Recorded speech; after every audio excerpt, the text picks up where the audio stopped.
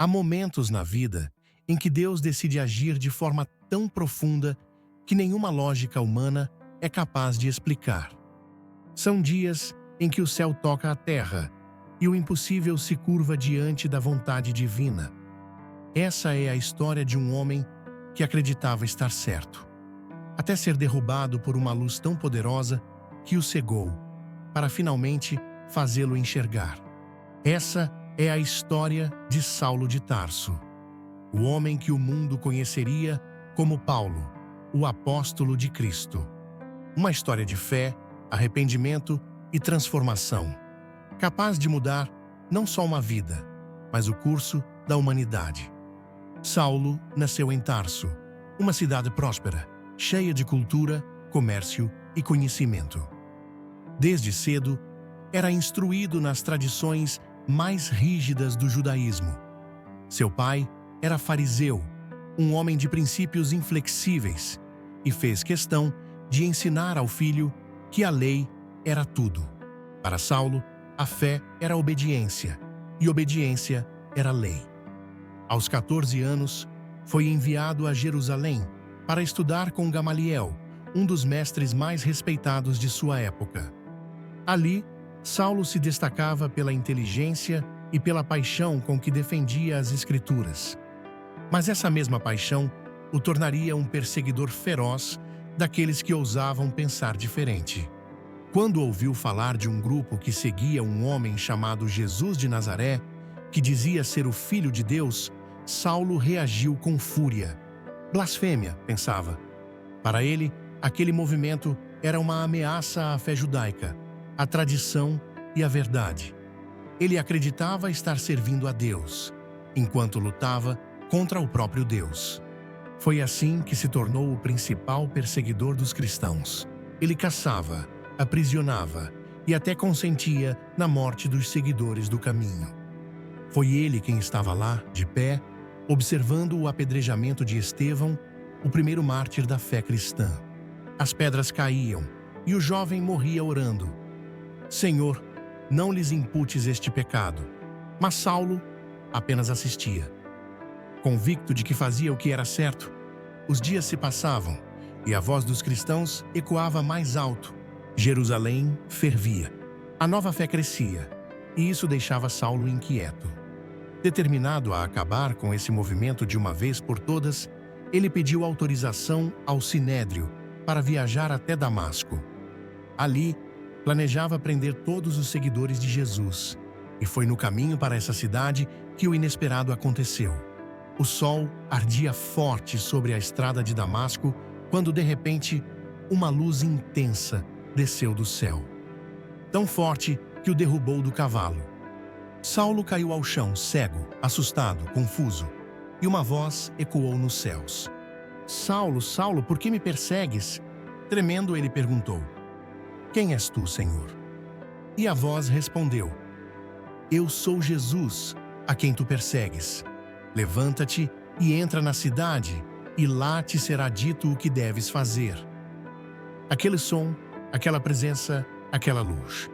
Tudo que Saulo acreditava conhecer se desfez em segundos. A arrogância deu lugar ao medo. A certeza deu lugar ao silêncio.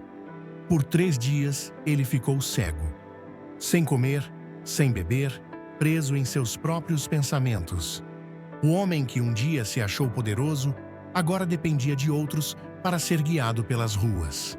Enquanto isso, em Damasco, um discípulo chamado Ananias recebia uma ordem divina: Vá até a casa onde está Saulo de Tarso e imponha as mãos sobre ele. Ananias hesitou. Senhor, esse homem tem perseguido os teus servos. Mas a voz respondeu: Vá, porque este homem é para mim um instrumento escolhido. Ananias obedeceu. Entrou na casa, colocou as mãos sobre Saulo e disse: Irmão Saulo, o Senhor Jesus, que te apareceu no caminho, enviou-me para que recuperes a vista e fiques cheio do Espírito Santo. E algo como escamas caiu dos olhos de Saulo. Ele voltou a enxergar. Mas o mundo que via já não era o mesmo. A partir daquele dia, Saulo morreu e nasceu Paulo. O perseguidor se tornou pregador. O inimigo se tornou apóstolo. Aquele que aprisionava passou a libertar. Paulo começou a pregar com fervor nas sinagogas, dizendo: Jesus é o Filho de Deus. E todos se espantavam. Não é esse o homem que perseguia os cristãos? Diziam. Mas ninguém podia negar. Algo sobrenatural havia acontecido. A transformação de Paulo não o livrou de lutas.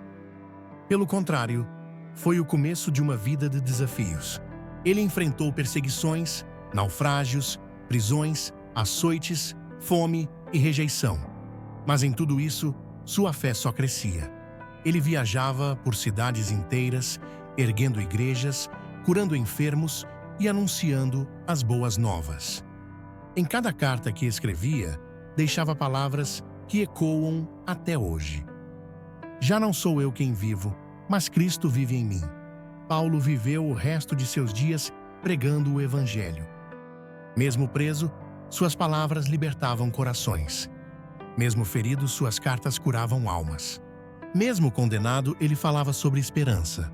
Durante sua última prisão em Roma, já velho e cansado, escreveu ao jovem Timóteo: Combati o bom combate, acabei a carreira, guardei a fé.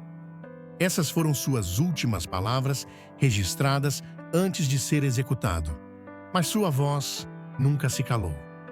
Séculos se passaram, impérios caíram, mas as cartas de Paulo continuam vivas, ensinando, confortando, transformando vidas. De perseguidor a mensageiro, de inimigo a exemplo, de homem a lenda, Paulo mostrou ao mundo que ninguém está longe demais para ser alcançado pela graça de Deus.